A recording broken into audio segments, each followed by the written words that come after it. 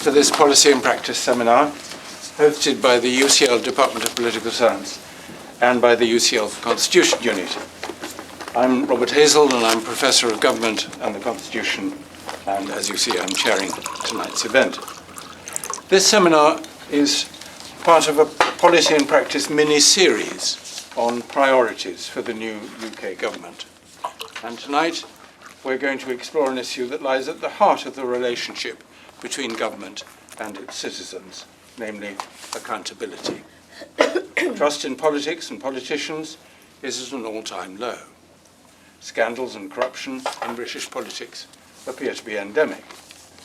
So are there sufficient processes and institutions in place to hold politicians and governments to account? Should they be strengthened? And if so, how? We'll hear from three speakers with a wealth of experience across three of the most important pillars of accountability in British politics, namely Parliament, Ombudsman, and the media. So let me introduce our three panelists in the order in which they'll speak.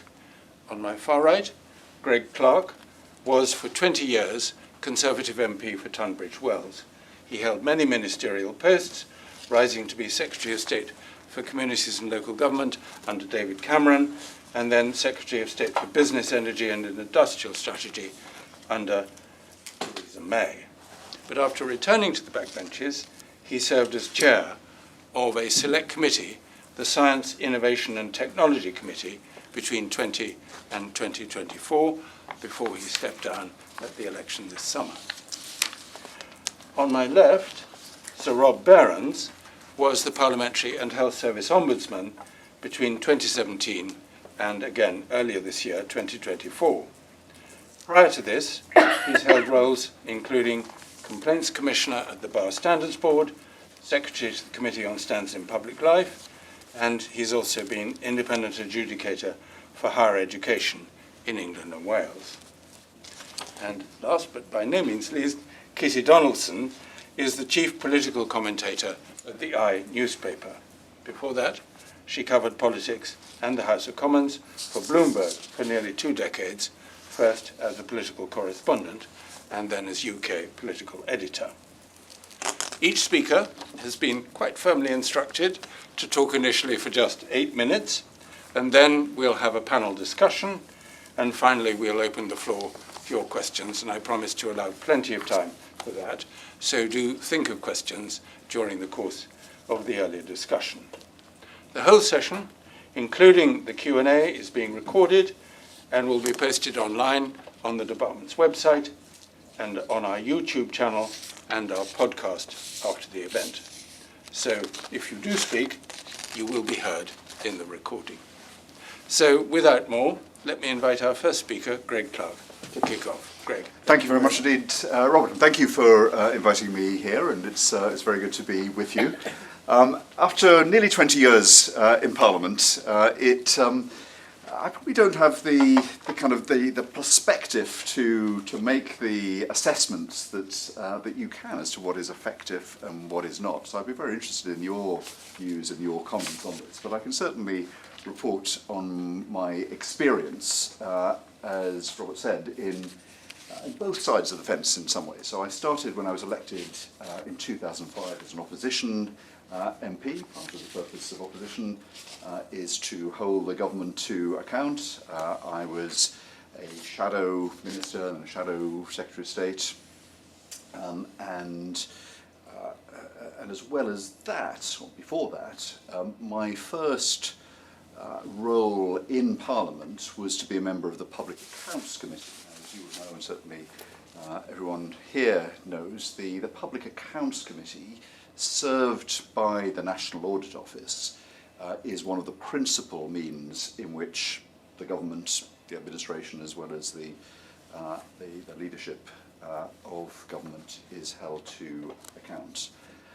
My reflections of that, I don't know whether you've had much of a study of the NAO, is that it is I think a very effective means of scrutiny.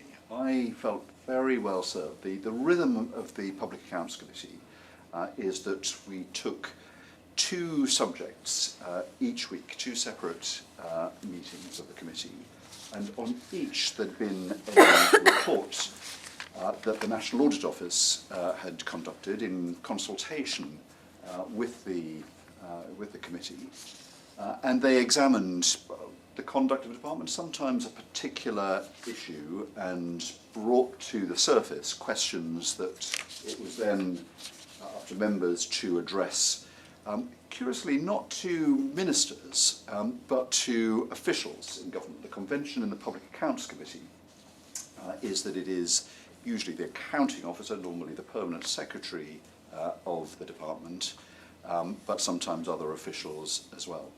They were pretty exacting sessions. If you've got just a single session of perhaps 2 hours to cover a whole inquiry that the NAO has mounted, they are quite focused in my view, and as well as the National Audit Office report, there would be then a report of the committee. And as with all select committee reports, and I'll say a bit about this in a second, they include recommendations to the government. The government is not obliged to implement, to agree with the recommendations, but if it doesn't, it has to say why. It has to respond to the recommendations. I found that in particular the partnership, you might describe it, with the National Audit Office very effective. The way that I did it, I asked the Controller and Auditor General, the head of the NAO, to in effect second me, a member of his staff, to help me prepare for these scrutiny sessions. And I would spend a lot of time reading the report, asking questions about the report, sometimes meet with the officials in the NAO that had been responsible for coming up with it, so that when we had the scrutiny sessions that we did, I could make the most of it. So that was pretty important. As Robert said, I chaired a select committee, the Science, Innovation, Technology Select Committee. That is, as you know, select committees are established mostly to shadow a particular department, which is to say to kind of follow the work of the department, to ask questions of the ministers, of officials, but also experts around that, normally through particular inquiries, sometimes in one-off sessions.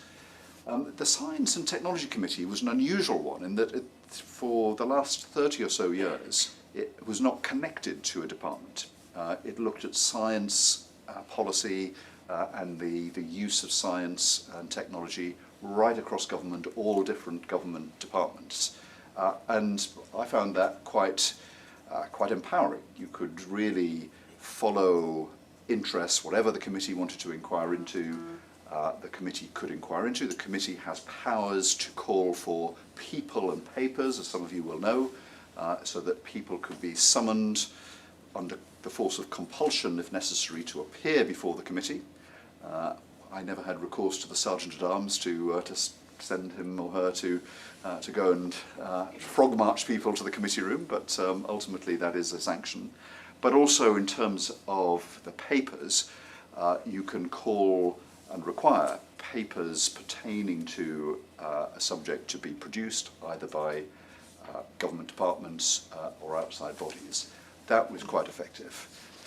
With the machinery of government changes that were made a couple of years ago, there was, for the first time in many decades, a Department of Science, Innovation and Technology Committee established. So we had a brief question as to whether we should become the committee that scrutinised that department. There was a bit of a downside there. There was a risk that one might be corralled into only scrutinising the work of that department and to give up the wider remit of looking at science and technology in government. I was pleased that we negotiated a compromise in which we basically had a dual mandate. We would scrutinise the work of the department, like Ofcom that reported into the department, but we maintained our ability to operate across the piece.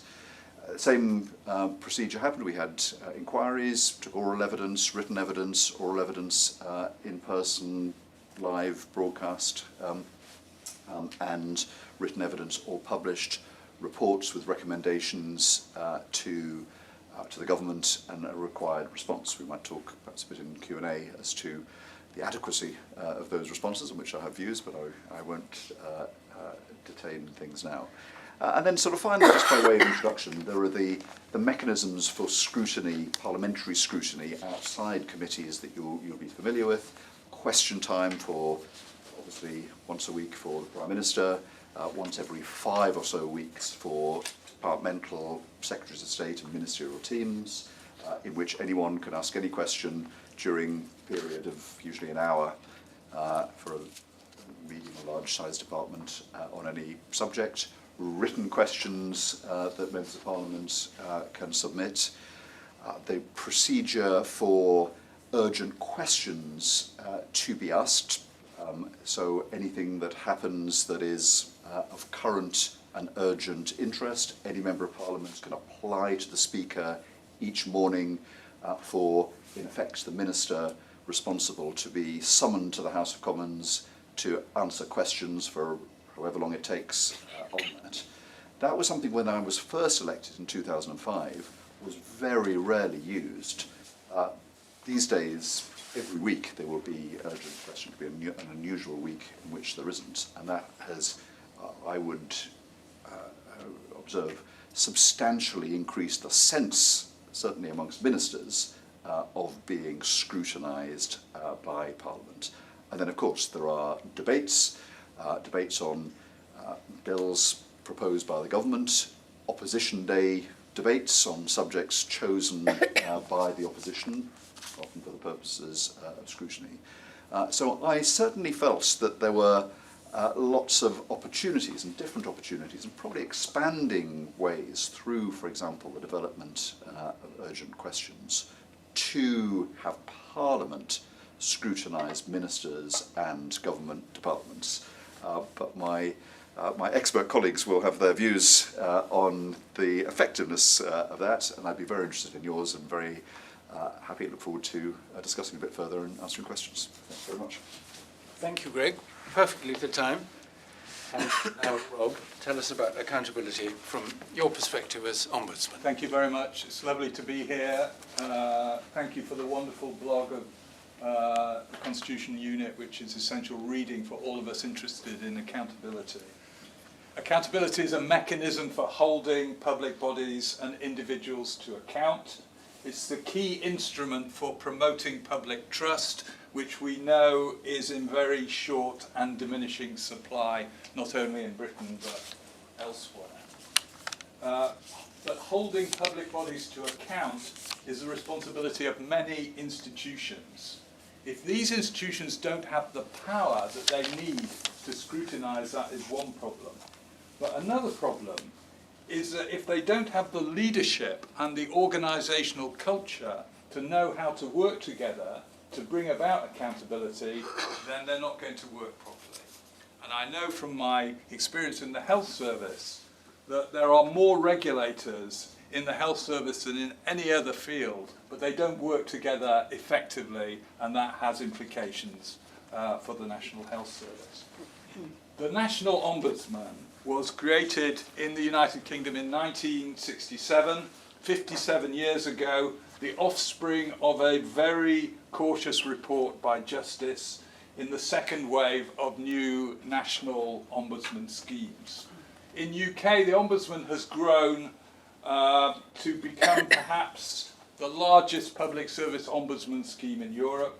It has, as you may know, 600 staff based in Manchester, a budget of around £40 million, and each year it receives from members of the public 125,000 inquiries, and this is an increase of 18% from pre-COVID, so it has dramatically increased. It conducts around 9,000 investigations of complaints about maladministration and poor service in government and health service institutions, and it makes findings for the complainant in about 1,000 of these cases, awarding compensation of around £500,000 a year for the last 7 years. It has no power to bind its recommendations. It can only make them public and try and embarrass a government department or a health service into doing something about it. The Ombudsman is not a civil servant. The Ombudsman is a Crown servant reporting to Parliament, not to ministers, which is essential.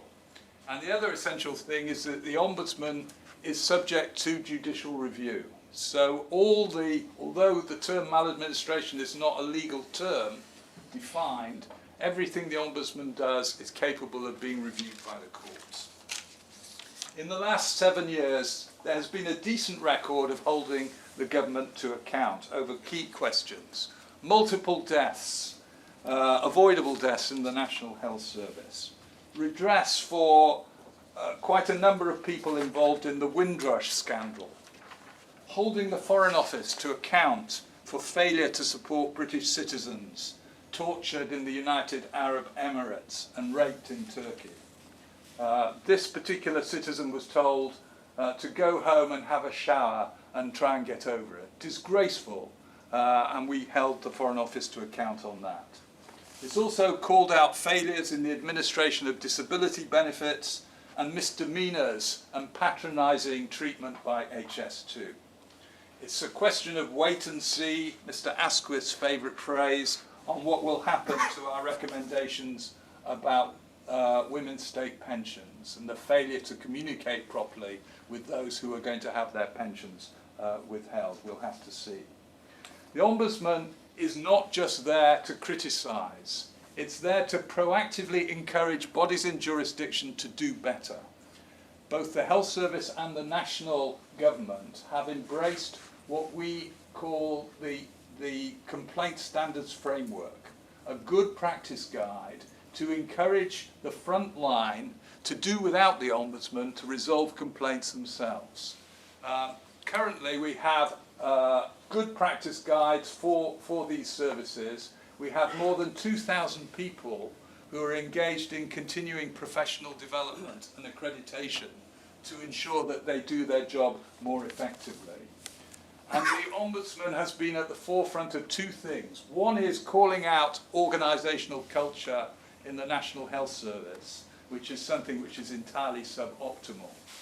And the other thing is that we have supported our international colleagues, most particularly recently in Ukraine, where we support our colleague in trying to recover children who were kidnapped from Ukraine and taken to Russia.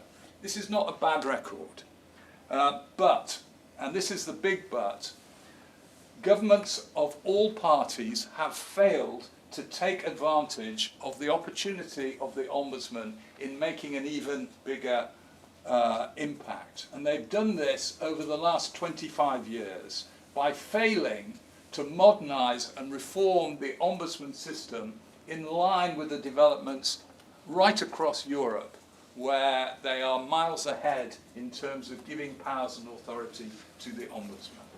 There are lots of things I'd like to talk about, but there are three big things that I want to draw your attention to.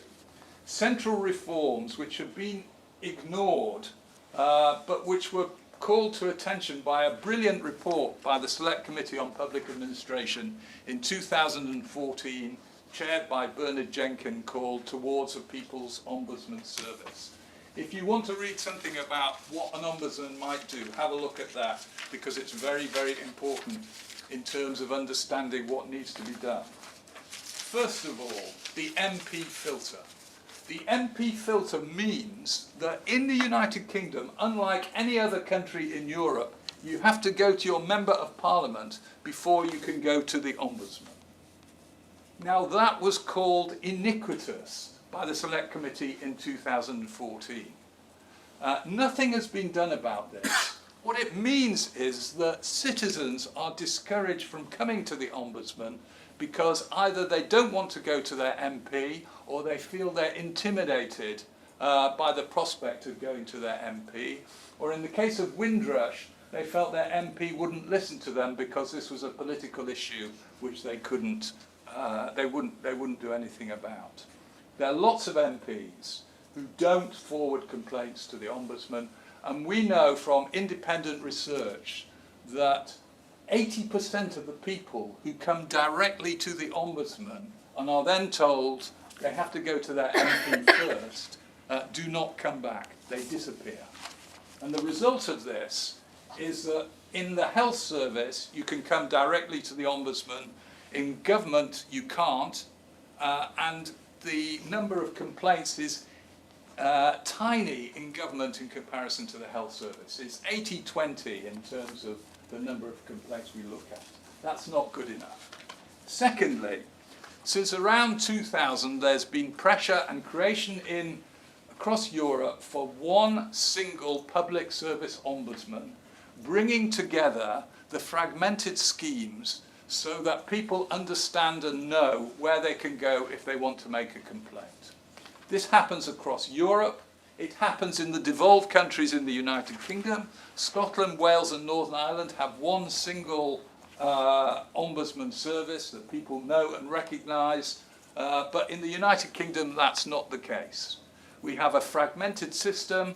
We have a local government ombudsman looking at social care. We have a parliamentary ombudsman looking at the health service, so it's fragmented. We have separate ombudsmen for prison services, for higher education, for policing, you name it, we've got them. The European Ombudsman told me that she always sends a bus for the British delegations because there's so many ombudsmen coming to the United Kingdom, whereas she sends a taxi for everybody else. If you have one single ombudsman, people would know where to go, and that would mean that more people would complain. And I think that is a real problem. The third issue is there is no power of own initiative. Own initiative applies for ombudsmen across the world. 70%, I've done the research, I published the research, 70% of ombudsman schemes across the world have an own initiative power. That means you can investigate when somebody has not made a complaint. And the power to be able to do that gives real effective responsibility and opportunity to the Ombudsman, which in the United Kingdom we don't have, we need. It was nearly brought about in 2016, it failed. The Ombudsman is a good system, but if you don't give it the powers that it needs, there's going to be an opportunity lost in an era of failing public trust. Thank you. Thank you, Rob. Perfect timing again. Kitty, your turn. Thank you. Tell us about accountability from the perspective of the media. Sure. I've covered Westminster politics since 2003. I arrived at the height of Tony Blair's premiership and everything that followed, and I have a desk in Parliament, which sounds glamorous, but I've been wearing my coat for the last 2 weeks. And you can probably hear it in my voice as well. Lobby journalists have a badge which says L on it. Sometimes I think it stands for lost. My children says it stands for loser, but it actually stands for lobby, which is the hallway outside the House of Commons chamber, where we're allowed to stand and talk to MPs on what's called lobby terms. That means you can talk freely to MPs, but not identify them when you go back and report on their comments. So you'll see sources, and or a Labour source or a Tory source. And the reason we do that is because you get a more subtle and understanding of what's going on in Westminster and the rivalries going on, and the kind of interplay between politicians. And I think the best type of journalism is telling the reader something that somebody in politics doesn't want them to know. And some people say journalists hold power to account by undertaking long-form investigations. And while I would say that's true in some instances, I would describe more news events as a sort of piranha feeding frenzy. For instance, Partygate, which I'm sure you're all aware of, even if you're not from this country. Pippa Crerar from The Guardian, a good friend of mine, was given a tip which she's pursued and rightfully broke a very good sort of government-ending story about the parties going on in Downing Street. But in the Mirror, she was at the Mirror at the time, they didn't have all the details. She broke a dam, and some of the rest of the details were filled in by other newspapers. For instance, The Telegraph broke the news of the wine on the walls and the suitcase, the wheelie suitcase full of booze. And ITV broke the story of Allegra Stratton standing up laughing about the parties at the rostrum of the briefing room number 9. The other thing to say is there are very few investigative reporting teams left because very few newspapers can afford to have them. If lucky, papers will have one dedicated investigative reporter, except for the Sunday Times, which has its famous insight team. But there's another end to the spectrum now, which is sort of the opposite of this. And this is what journalists are doing in places like Reach Media, which owns the Mirror and the Express and lots of regional titles. I don't know if you've been on these websites, but sometimes it's virtually unreadable because of the pop-up adverts that you get all the time. And these people are sort of sat in sort of media factories just writing clickbait all day, and are given a target. You need to get this number of clicks because this is the advertising reach we want to get. And that's hardly Woodward and Bernstein if you're just sitting in a room somewhere. There's also a point about the wider media landscape. Newspapers are dying. If you look at the Telegraph, nobody wants to buy it at the moment. So, and this is a good, a solid brand. Had the patience, by the way, to go through all the MP's expenses scandal a few years ago. And more sort of currently, the Observer and Guardian are set to go on strike next week over the takeover by Tortoise Media. Journalists there fear Tortoise will buy it, bin the expensive foreign correspondence, asset strip it, probably stop the print run, and monetize its name to make it an events company. And the reason they're worried about that is because kind of a trend in the media landscape at the moment is for events companies to have media on top as a sort of add-on. Politico, Forbes, even the FT are quite good examples of that. And other companies are monetizing data as a way to make ends meet. So if you're under pressure to monetize everything you do, there's more incentive to write about things that get clicks rather than sit down and read an incredibly long and informative, select committee report, however good they are, however interesting, however worthy they are. There's a kind of pressure that comes from the other side about what people want to read versus what they should be reading. Which sort of neatly brings me to what the biggest threat is to investigative journalism and holding power to account, and that's keyboard warriors. Social media is full of people who are completely unregulated and spit out 4 conspiracy theories before breakfast. Which is more attractive if you're on the internet? Is it the kind of the guy who's saying, sitting in his pajamas somewhere, saying they're all lying to you? Or is it someone like me trying to sort of tell quite a nuanced story of what's really happening and spend hours, trying to talk to people, find out what's going on? I know what gets more clicks because we get all the data in. And there's I work for a legacy media organisation. We'd face absolutely huge fines if I tweeted something crazy, I'd lose my job, and my kids need shoes. And over 20 years in this game, I've come to the kind of conclusion that most of government scandal is cock-up rather than conspiracy. But conspiracy works much better, especially on social media. And, excuse me, and everyone's at it. It's not just Donald Trump, people in this country as well. Even Liz Truss, anyone remember her? She's peddling deep state conspiracy theories that she was brought down by a shadowy cabal of dinner party elites. It's quite hard to know whether that's a pose or not. I bumped into her in an event and said, "Oh, hi, I'm from a shadowy dinner party elite." And she rather sadly said, "Oh, no one invites me to dinner parties anymore." Just last week at the Farmers' March in Whitehall, Jeremy Clarkson, I'm sure you all saw this, Jeremy Clarkson was asked by Victoria Derbyshire from the BBC whether he was worried about the inheritance tax on his farm, and his reply was typical BBC.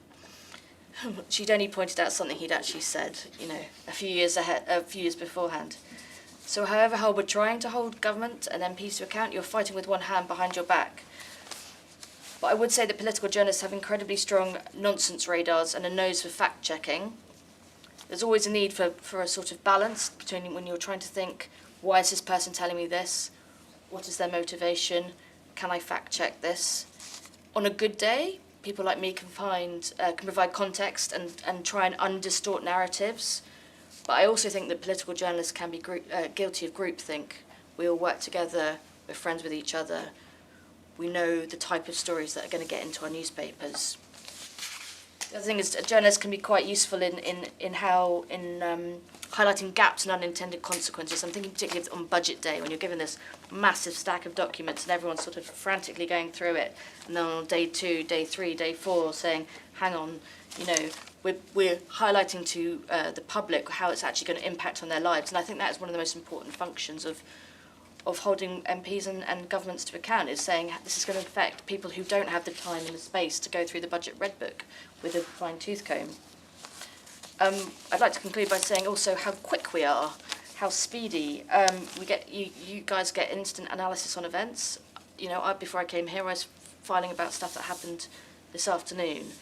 And however good a select committee is, and some of them are very good, Some of them, actually we'll come back to this, some of them do grandstand quite a lot.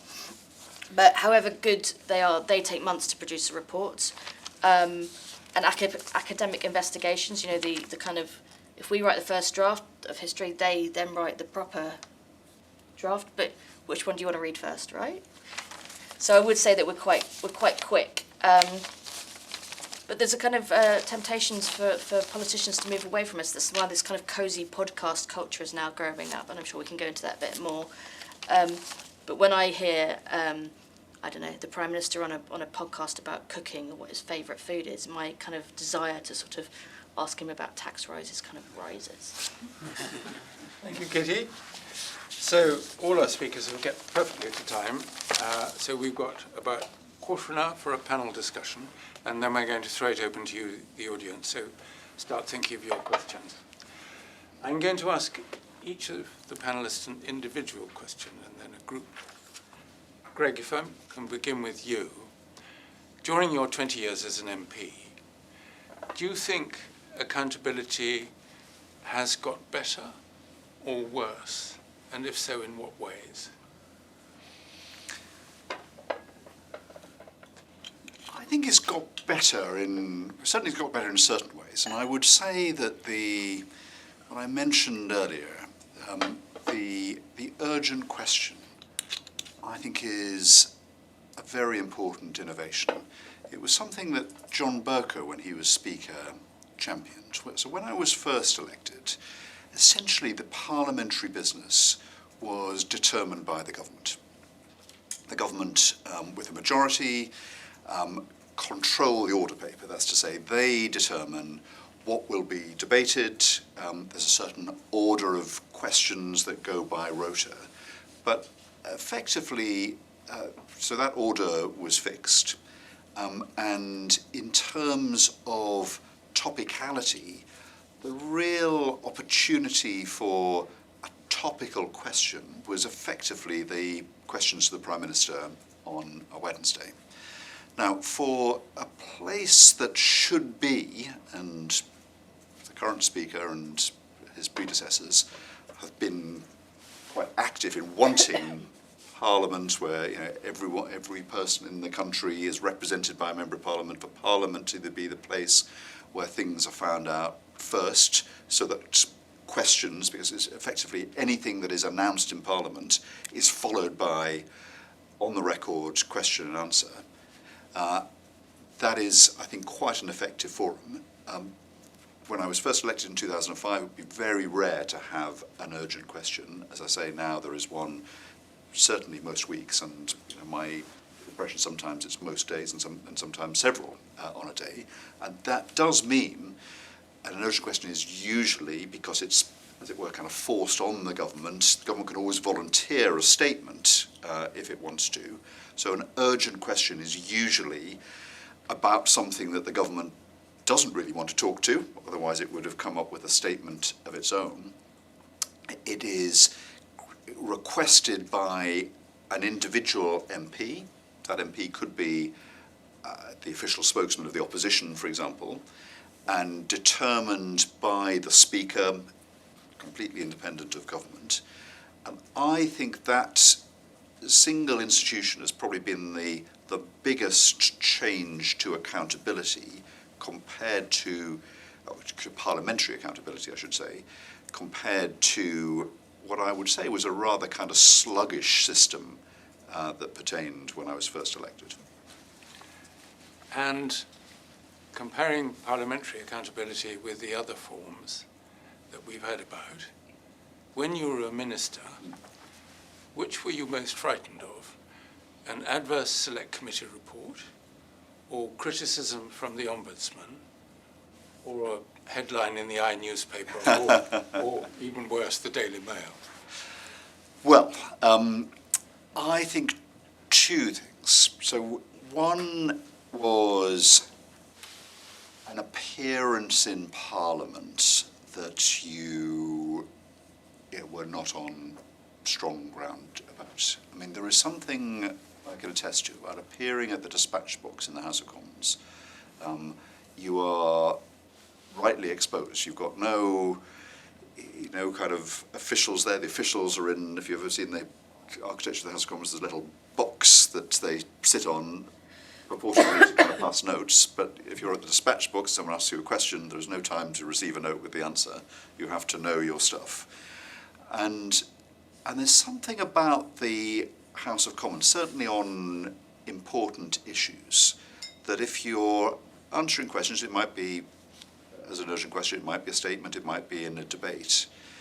You know, over a period of time, you know, short period of time, House can really get a measure of whether A, you know your stuff, B, you know, you're on solid ground, or if not, you know, are you at sea, or, you know, to take the kind of cock-up versus conspiracy thing, whether there's something really sort of going on here. So I always approached a parliamentary appearance with a great deal of kind of respect and I wouldn't say trepidation, because I thought it was important, but it was a big thing.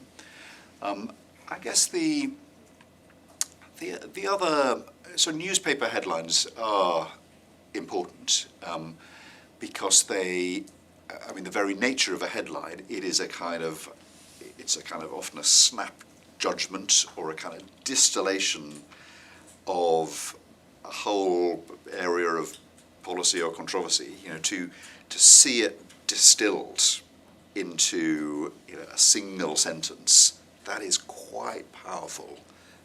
And then, of course, it's not just a kind of one-off. These things can be organic, and the stories that were described, that Partygate and such like, they set off another series of stories. So I would say those two things, parliamentary appearances and the kind of headline judgment of the press, were two very important things.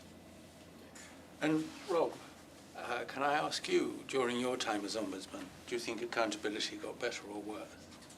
Emphatically, it's not got better, it's got worse. And in some ways it's quite shocking. So, first of all,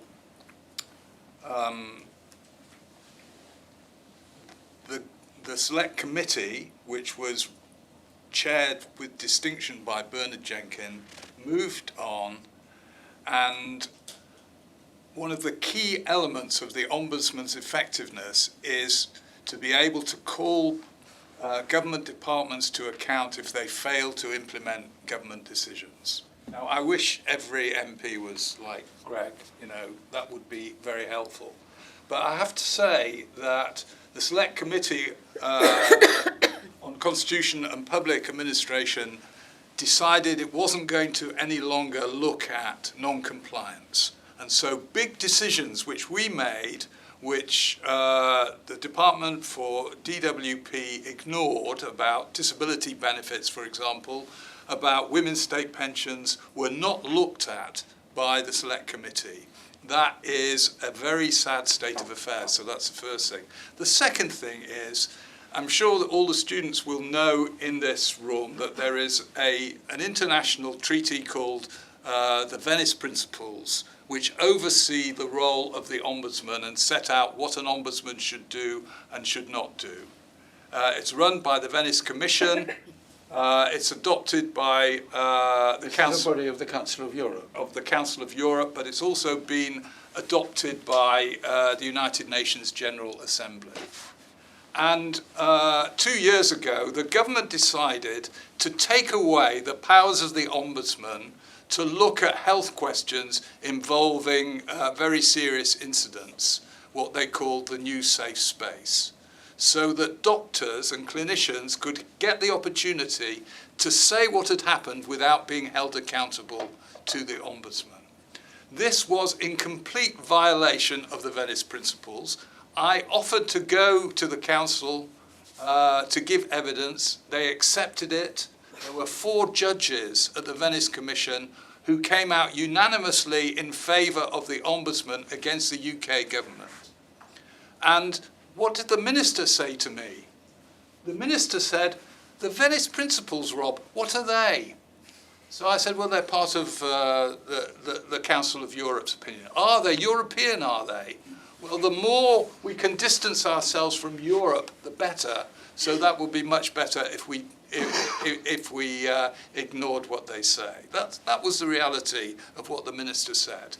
Another example, sorry to go on, but this is important. The Times, an excellent newspaper, published an interview with me in which I said that across government, complainants were being fobbed off by government departments and the health service. And the minister rang me up, which was unusual because it didn't often happen. And he said, Rob, you've been twisted by the Times this morning. They've told a story which you couldn't possibly have given to them. And I said, well, Minister, actually, what I told them is what they printed. So he said, well, they must be wrong, you must be wrong. Send me the evidence of the cases you say where complainants are being fobbed off, and I'll get back to you within a week with the proper answers. And of course, I sent the evidence of the 7 cases that I used. Did I hear back from the minister in any way, Cabinet Office Minister? No, nothing. Got nothing back at all. The kind of polite contemptuousness of some ministers is very worrying, and it's in stark contrast to the European situation where the Ombudsman is treated with much more respect by the state and by ministers. And Kitty, question for you, as a journalist, sometimes an investigative journalist or lobby journalist, which parts of government have you found the most secretive or defensive?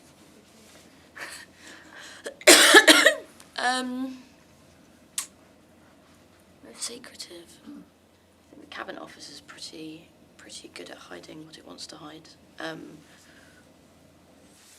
behind a sort of, and actually there's a kind of wider point about FOIs, freedom of information requests, being blocked. I've near on given up putting in FOIs because the sort of response rate is so poor, and I think part of it is deliberate, and a lot of them were blocked. I think a lot of them were blocked by Michael Gove under the last administration. I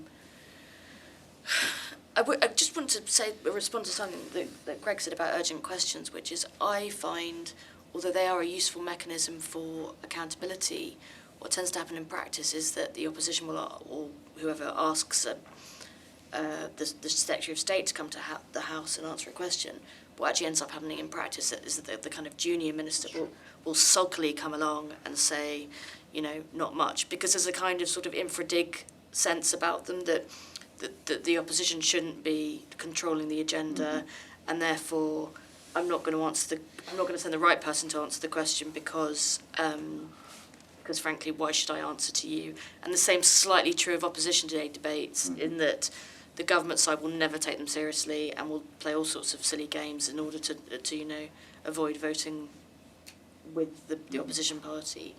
But I think there's something in that. I think and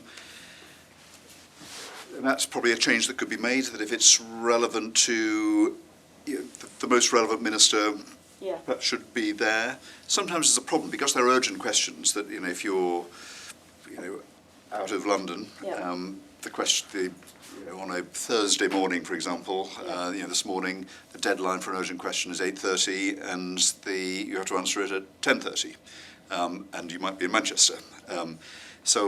So that is the reason that the department has to deploy a minister.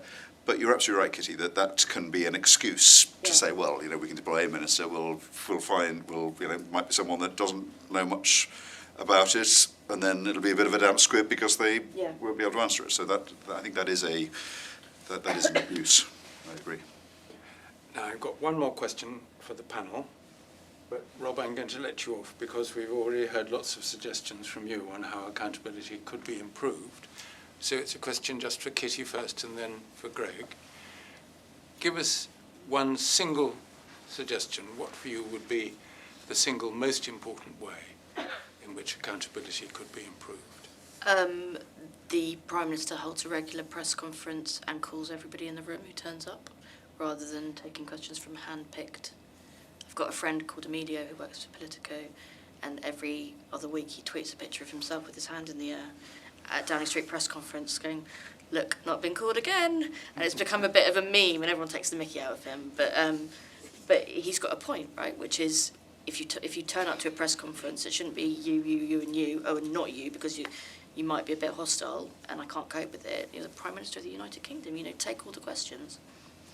Greg, a single suggestion from you? So I think it's on the way that questions are put. So apart from in a select committee, in the chamber, when you have departmental questions, when people have to, can ask a question, you have to answer, or in statements and urgent questions, you get, if you're a backbencher, you get one question.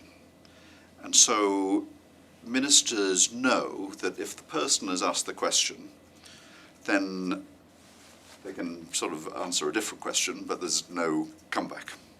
And I think I would empower, well, you might say that each questioner could have, say, 3 questions supplementaries on the same subject, or you might perhaps give discretion to the speaker to determine whether there'd been a satisfactory answer or kind of meaningful answer to that question, and if not, say, I'm afraid the minister hasn't answered it, either answer it now or ask the question again. At the moment, the standing orders of the House are that, all the speaker does is call the questioner, note that an answer has been given, and then move on to the next one. Yeah. Now it's your turn. Questions from the audience. Lots of hands going up, which is great. I'm going to take them in groups of 3. And when you ask your question, please could you keep it short to the point, and initially just tell us who you are and where you're from, if you're from UCL or somewhere else, and the course you're currently doing. So we'll work our way from the front, and I'm going to take you first, and then the lady just behind you, and then the man in the middle 3 rows back. So, yes, tell us who you are. Hi, my name is Cosima, and I'm a politics and IR student. Can you speak up so they can hear you at the back? Yeah, I'm Cosima, and I study politics in the Department of Political Science here. I know we had a little bit about sort of the problems with clickbaity headlines on social media and these keyboard warriors.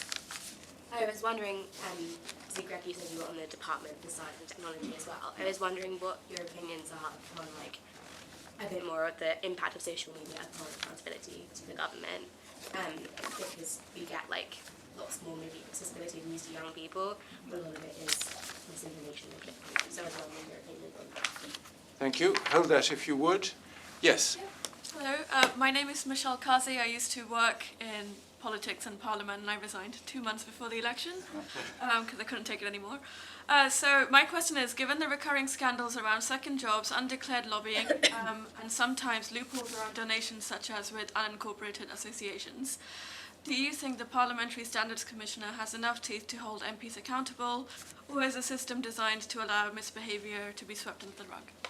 Thank you. And lastly, you, sir. Thank you. I'm Tom. I'm from the University of Westminster. So we've heard that accountability may have gone up or down. Scrutiny seems definitely to have gone up. I suggest that that may be one of the reasons why trust in politicians has gone down. Do the panellists agree? And if so, are we okay with that?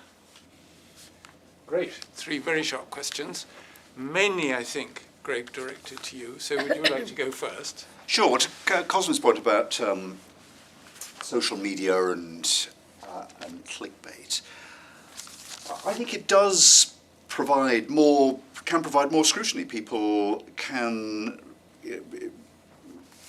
beyond the sort of technology, as it was, of transmitting the information, the ability to find information, to kind of winkle it out and to bring it to a wider audience, I think is undoubtedly there, and in that sense there are a lot more points of scrutiny that can take place, and I think that is a good thing. I think Parliament is a kind of public place. It's meant to be, and so I'm in favour of there being more eyes, as it were, on public bodies and public people.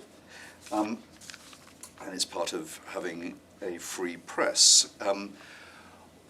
Where I think it becomes problematic is when it is deceptive and when it amounts to, in effect, fakes. And it is now possible. By the select committee that I chaired had an inquiry into AI, and one of the things we were worried about was that the possibilities of having news stories that purported to be factual but were actually sort of completely made up, and the state of development of technology is already such that you could take what I've said so far this evening, sample my voice, and then apply that to a kind of script that someone's written, having me say outrageous things, put that out on social media, and people think, oh my God, this is what Clark has been saying behind closed doors. And I think that is a problem, because some people will believe it. And so I do think there is a regulatory response needed there. And I think that is a debate that's happening at the moment. Ofcom have been given some greater powers on this. Our committee took evidence from the United States. We went to Washington to talk to lawmakers there, and it was very interesting, the kind of contrast there. When we said we were worried about that, every congressman and woman we spoke to, Republican and Democrat, said there's no way you could have any kind of restrictions here. The right to free speech was such. So, well, what if someone is clearly passing off your voice or your image saying other things? Well, no, it would never. You'd never be able to block that. It would be regarded as kind of legitimate parody or whatever. So I think there are probably different political cultures, constitutions will have different views on that. From my view, I don't think you should suppress truth, but I do think when there is distortion that is designed to mislead, I think there ought to be something on that. In terms of the Standards Commissioner, whether the Standards Commissioner has enough powers, well, the powers of the Standards Commissioner are such now that through an Act of Parliament that I was responsible for as Minister for taking through Parliament, which was the disqualification of the recall of MPs Act, which was, I think, done in 2013 or 14, about that time. And it means that if either there's a criminal conviction, or more pertinently to the question, if the Parliamentary Commissioner for Standards suggests, and it's upheld by the House, a suspension of a member of Parliament. Kitty will remember what's the length of suspension that triggers 30 days? 90 days, isn't it? 90 days or 30 days? Anyone? Anyway, there is a period that if someone's suspended from the House because of whatever misdemeanour is not kind of limited, then a petition for recall is automatically opened, and if 10% of the electors in that constituency say that they'd like to have a by-election, then there will be one. That's quite a powerful thing there hasn't been such a thing, until a few years ago, that actually the Commissioner could, in effect, trigger the vacating of a seat in an election called. And I think that is quite a powerful sanction that's now available. And to Tom's question about whether greater scrutiny is associated with a decline in trust, probably. The truth is that in times past, I dare say there were all sorts of things that that happened. Going back to Victorian times, famously, what was shielded from view didn't mean to say that it didn't happen. And I think some aspects of the decline in trust in politics and politicians, no doubt, is people being aware of things that perhaps have always taken place, but they are newly aware of. It's not to say that it's the wrong thing, but I very strongly think it's the right thing. But I think in some ways the space for hypocrisy is probably kind of reduced with the degree of scrutiny that is now available. Just to follow up on that, Tom, I did quite a big study 10 years ago of the impact of the Freedom of Information Act, and we produced a book with our findings. And one of our stronger findings was that FOI requests, and in particular the way they're reported in the media, has led to a decline in, or is likely to lead to a decline in trust, because the media will only highlight those FOI stories that portray government or public services in a negative light. Okay. True. Do you want to comment on that? I do, but I'll defer to my colleague first. Kitty first. I think that's and probably then- true yes. because I was amused when politicians say sunlight is the best disinfectant, and I think, no, you don't mean that. What a load of rubbish. Sorry, Rob, you carry on. I just think this issue of trust is so important. Following Honora O'Neill's brilliant Greek lectures on this, there are 4 elements of public trust that have to be sustained. The honesty of the people who lead institutions, the competence of the institutions, whether there's an open organisational culture, and whether people feel the organisation is trustworthy. And the problem at the moment is that in so much of government, there isn't enough competence in the regulatory aspects of what's going on, and it's not joined up. So what's happened in the health service, for example, is that every time there's a national crisis, a new regulator was created, but an old one was not got rid of. And it has no impact except creating more recommendations for people coming from different directions. And the real problem that we have, that's my final point, is this. If you go to people like Bill Kirkup, who looked at Morecambe Bay and East Kent, and Ockenden, Donna Ockenden, who looked at the scandals in Shrewsbury and other places, they make recommendations, but nothing is done about them. Bill Kirkup said he waited 10 years after the Morecambe Bay inquiry, and he found that very little had changed. So we go through the processes. The regulators aren't particularly joined up. The independent inquiries don't work. That's why there's a decline in trust, because it doesn't impact on competence. Kitty. I just on the question about trust in politics, I think the sort of age of deference has died down as well. And if you look back at, it's quite a fun thing to do, look back on YouTube at sort of debates from the 1970s. And, you know, you had sort of, well, first of all, you had sort of philosophers talking about what they thought and very long-form interviews.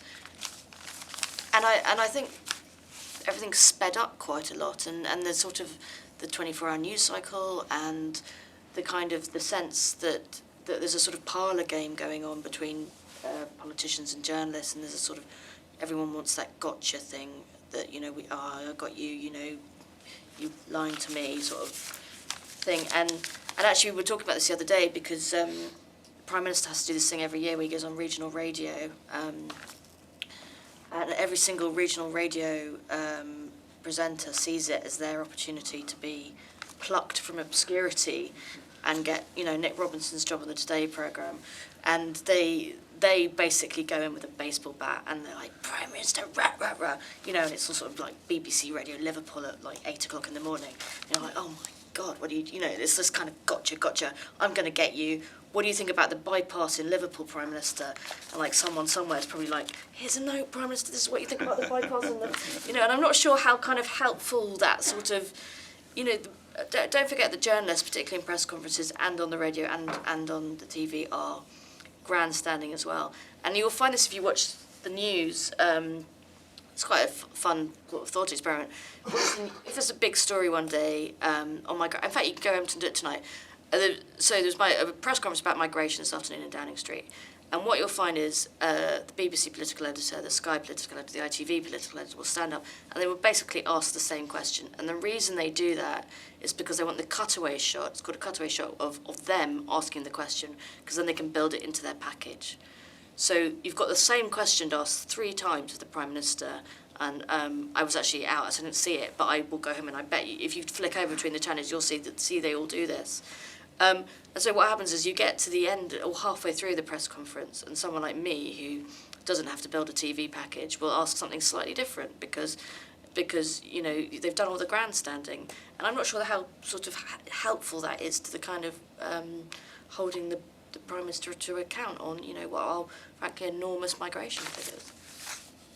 I mean, just to agree with Kitty there, I mean, there is perhaps it's a kind of feature of shorter attention spans. You know, the fact that, you know, I'm old enough to remember a man, actually former MP, called Brian Walden, who used to have a interview programme Sunday lunchtime, Weekend World, and the interview was nearly an hour long with a single person, and that was much more, perhaps it's a kind of false memory I have, but I could imagine that that's much more revealing than a kind of short form thing. When you're a minister and you have to do what's called the morning rounds, there are so many kind of morning media programs, and you have to appear on all of them. And it's a nightmare because in order to do them all, you've got a kind of limited, you know, maximum sort of 10 minutes on each one, and then sometimes you've got to get to the next studio or get the next link. And quite often, you know, things overrun. The presenter, you know, asks, you're in the middle of an answer and you kind of go over slightly. So you're in a state of kind of high stress, running from one to another. Sort of early in the morning, you might do 6 or 7 sort of back-to-back interviews of 10 minutes each. And as Kitty says, the idea that you're going to be able to give a kind of reflective response to a genuine and interesting question, it's almost impossible in those circumstances. But you know, if you have all of these outlets, you can't decline to appear on one of them because that, you know, they have listeners or viewers, and so I think we are into a kind of cycle that, you know, pulls against that.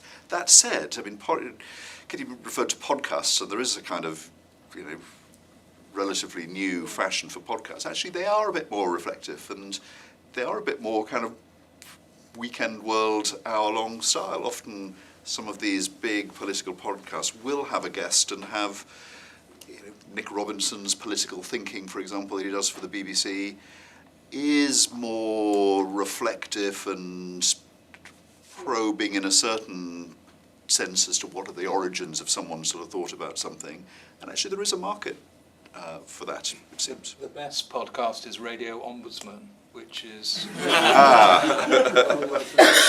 33 episodes, and it brings back former complainants who describe what it was like when they've been in very difficult circumstances, or the woman judge who brought Boris Johnson to order over proroguing, or other ombudsman leaders. It tries to demystify, which I think is a very important role for the podcast. Time for our next round. Yes, we're working our way towards the back now. So I'm going to take 3 in the back. I'll come to you in a moment in the next round, sir. So you're all in the same row. Meg, could you go first, and then the lady just in front of you in the stripy jumper, and then you, sir. I'm Meg Russell from the Constitution Unit. I was just very interested that there's been this focus on urgent questions, because urgent questions is something that I've been researching recently with one of my colleagues, and our research totally bears out what you're saying, that with the rise in the number of urgent questions, the proportion of urgent questions answered by a Secretary of State has radically declined. But I just want to press you a bit on Secretaries of State have a very wide remit. They have to cover a lot of stuff, aside from being in Manchester or wherever. You know, they've got a very wide remit. Junior ministers in the department have a narrower remit, and maybe all over the detail. So does more urgent questions being answered by junior ministers necessarily mean a lower quality of scrutiny? Or might it actually mean a lower visibility kind of scrutiny, but perhaps the scrutiny might be of better quality? And are those two perhaps in conflict? I mean, the journalists would love to see the Secretary of State on the ropes, but going back to what Kitty said about, you know, grandstanding and so on, does it necessarily mean better scrutiny? Absolutely. Worse scrutiny? hold that if you would. Lady in front, yes. Yes, I'm Dominique from UCL. We've been talking so far about increasing accountability as a way to make levels of trust in government increase. But considering a lot of people who express low levels of trust in government don't follow traditional media outlets, don't follow politics at all, or maybe choose not even to vote, even if we increase accountability, that people might not know about those changes. So how do we reach those people and convince them that the way to increase trust in government or their trust in government is through these changes within the system? Okay. And then you, sir, yes? Thank you. My name is Max from LSC, and I was just wondering if we think that democratic scrutiny is this kind of fundamental constitutional principle in a any sense, or just mediates other forms of scrutiny, as I think most of you agreed, then do constitutional changes that kind of obfuscate and make more complicated the parliamentary procedure? I'm particularly talking about the return of implied repeal, since realist and kind of skeleton legislation affect the ability of the public to kind of scrutinize the government. And then if media mediates how the public scrutinizes institutions, then should we perhaps rethink how we regulate it as an institution of democracy? Would that perhaps mean bringing it closer to how we regulate other pillars of democracy? Thank you. I know that's two, I'm sorry. Okay.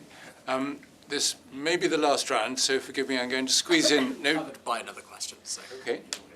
Thank you. So let's go in reverse order this time. Rob, do you want to kick off first? Yeah, I can't really answer anything about urgent questions. The thing I want to address is about how to make the state more accessible to people, which I think was asked about. How do you get people involved? And this is very difficult because we know, 125,000 inquiries a year, 35,000 complaints. We know the people who need us most are those least likely to complain. That is true of ombudsmen across the world.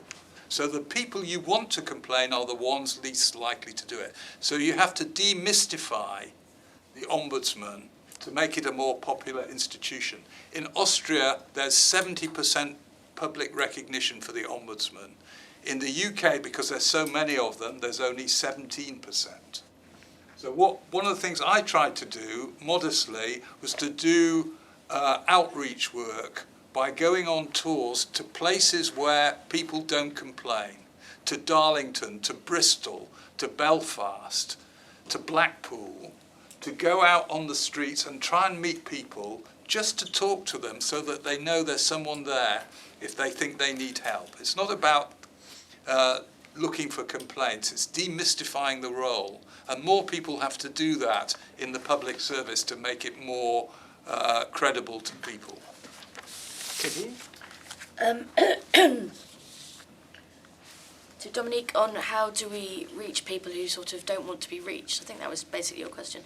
The BBC's got an entire unit dedicated to this now. A friend of mine went and worked there.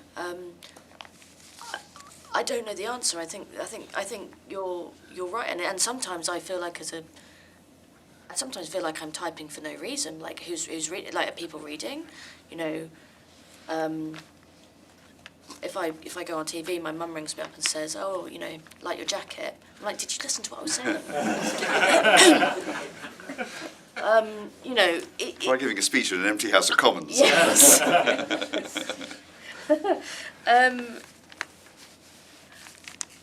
Yeah, and I know exactly what I mean. I talk to my niece and my nephew who are students, and I say, you know, where do you get your news? And some of them get on TikTok or they watch Netflix, but they don't watch terrestrial TV, and therefore they don't.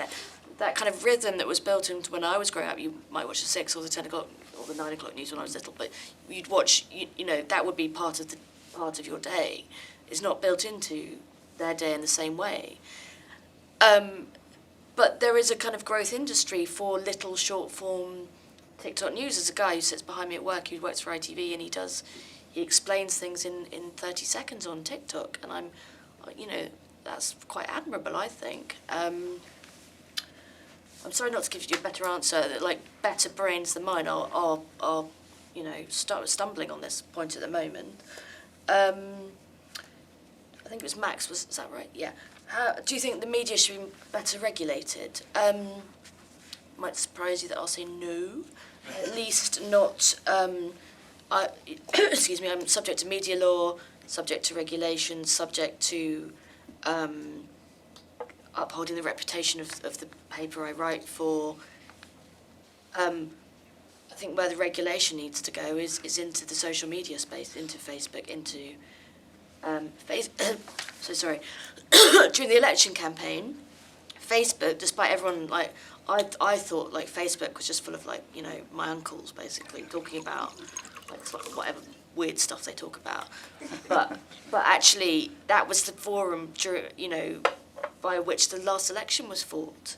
It wasn't Twitter, actually. It was Facebook. And someone was telling me, an MP was telling me that, you know, there's a stat that you're X% more likely to read something that one of your friends or family has posted in this Facebook echo chamber because they are the trustworthy source of information. It's not the brand anymore. It's the fact that someone's recommended it to you that gets you interested and gets you reading, and then you might go down a rabbit hole and find out other things that interest you. But I think people could end up sort of siloed in very sort of specific things that interest them. You know, I've talked to people who are fascinated by the American election, but you know don't really know who the Prime Minister is. You know, that kind of disconnect between what interests you and where you end up versus. And actually, this is really winding me up at the moment. This online petition to get in a general election. Oh my goodness! For any sort of constitutionalist, you must be grinding your teeth at this because it's so sort of annoying. And actually, when Kemi Badenoch brought it up in the House of Commons, there was a kind of like low-level hiss in the press gallery because everyone was like, "I can't believe she's gone there." What are you talking? You know, because everyone, you know, there was an election like 3 months ago. What are you talking about? And it's that kind of. Maybe it goes back to schools. Maybe we need more sort of civics lessons in schools. I don't. But then there are lots of lessons people should be doing in school. Personal finance, all sorts of things that maybe it should just be a cultural thing. Greg, you have the last word. Thank you, Robert. So to Meg's point about urgent questions, of course you make an excellent point. I think it's that they can be abused.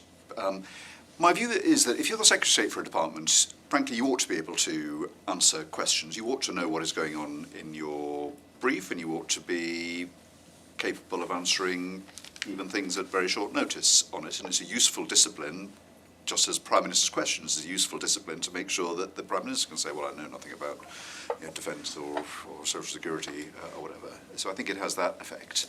But you're right that some junior ministers can be the experts, and it's not an insult to Parliament to have them put up.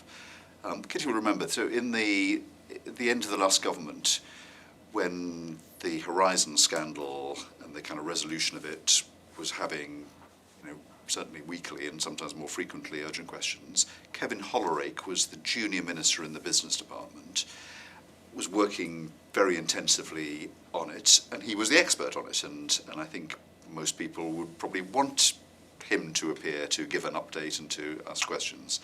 But as others have said, it can be abused. You can say, well, we don't need, we're pretty irritated that this urgent question has been granted. I know we'll send a junior minister that doesn't know anything about it. It'll be uncomfortable with them for 45 minutes or an hour, but they'll get through it, and no one will be any the wiser. And so I think it's prone to abuse. And the unit's work on this, I think, might perhaps guide the various committees of the House of Commons, the Procedure Committee, to make recommendations for change there. To the question about accountability and trust. So I don't think greater accountability has a kind of one-to-one relationship with increasing trust. I think accountability, is important for many reasons. I think it is extremely important, but I don't think one should expect that the more accountability, the more trust there will be, for reasons that have been said here. And it's the reason that the Ombudsman including Rob in his service as Ombudsman, exist to right wrongs. And that is important. I would say that actually there is a parliamentary, I don't want to be, since I'm no longer an MP, I don't want to be the kind of spokesman for the National Union of MPs here, but that's been during my 19 years in Parliament, that was an increasing function of MPs as well. So compared to the end of my tenure, compared to the beginning, a lot more people would come to see me to correct injustices. At my surgeries or by emails. And partly it's for kind of reasons that Rob was pointing to. It seems to be such a kind of swirling mass. Who do you go to? And most organisations, including public bodies, very difficult to actually speak to a person. You might have a complaint form on a website, or you might even have a kind of chatbot or something. And a lot of people, and certainly the people that used to come to see me in surgeries, had sort of reached the end of their tether. They just couldn't get through to anyone and said, will you please, you're my last hope, can you do something about it? Or often people that came in person were people who perhaps were not the most articulate in writing letters or composing emails or knowing who to send it to. And actually, to be able to kind of sit down, I used to have surgeries in the foyers of supermarkets so that people wasn't a big deal to kind of make an appointment. And it was sometimes quite touching. You'd see you sitting there in the foyer of the supermarket, and people would make with their shopping trolley 2 or 3 passes, before they had the kind of plucked up the courage to say, you've got a minute, Mr. Clark. And they was incredibly valuable because sometimes you could do something about it. Perhaps tell them that there's a kind of route through the Ombudsman that they otherwise wouldn't know about, or directly contact the powers that be, as it were, whether they were in public bodies or government, with the sanction that even a backbench MP has, which is to publicise bad behaviour. And so that is part of the mix, I would say. And to the point about how people take an interest, and how people are going to consume information as to what is being reported. I remember when I was at school, the Times and the Telegraph, other broadsheet, I'm sure the Guardian, other broadsheet newspapers used to have 2 full broadsheets, not tabloid pages, devoted to, like Hansard, parliamentary coverage, reporting the speeches that were made in Parliament that day.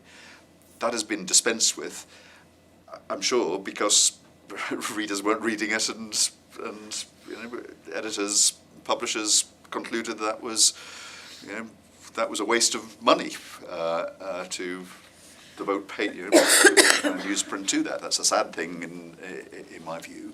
So I do think it's you can't force people to consume news that is scrutinising MPs, people in positions of authority. So you have to go to where they are. And perhaps just since the US politics was mentioned, I once had a fascinating discussion with a man called Dan Scavino. I don't know whether anyone's ever heard of Dan Scavino. Dan Scavino's quite an important man in the scheme of things, but almost entirely unknown. He certainly was, I don't know whether he still is, Donald Trump's social media director. And when Trump made a state visit to Britain, there was a dinner, and I was sat next to this man, Dan Scavino. And you remember in 2016, the rise of Trump was very much kind of associated with his use of social media. And I asked just in conversation, how he did things. And among the things he said, one of the things that struck me that was very interesting, he said, his job as social media director, most of his day was spent sitting outside Trump's office, the Oval Office, and looking at what was trending on the various social media platforms, what America was talking about, and then trying to think about ways to inject the president into those conversations. So if a certain topic was trending, what did the president have to say? What tweet could he make, or what intervention could he make to join that conversation? I thought that was fascinating, because you'd think that the one person possibly on the planet that could, would make the news, would start a conversation, and people would come to, was the President of the United States. But no, the President of the United States was looking at what America was talking about and trying to kind of get into that conversation. And, I felt that's an interesting reflection that has kind of lessons for sort of practicing politicians, that you need to go to where people are, not expect them to come to see what you have chosen to talk about that day. Thank you, Greg. That, I'm afraid, is all we've got time for. We'll let you know when the recording of this event is available, and we hope you might want to share it with others. And before I thank our speakers, let me remind you about next week's Policy and Practice seminar, next Thursday, the 5th of December. It's on poverty and inequality, which is also part of our Policy and Practice mini-series on priorities for the new government. And you can sign up for that via the departmental website or on Eventbrite. If you don't already, please follow us on Twitter or Instagram. The UCL Department of Political Sciences handle is UCLSPP, and the Constitution Units is conunit_UCL. But thank you, all of you, for your excellent questions, and please join me in thanking our panel. Thank you all very much.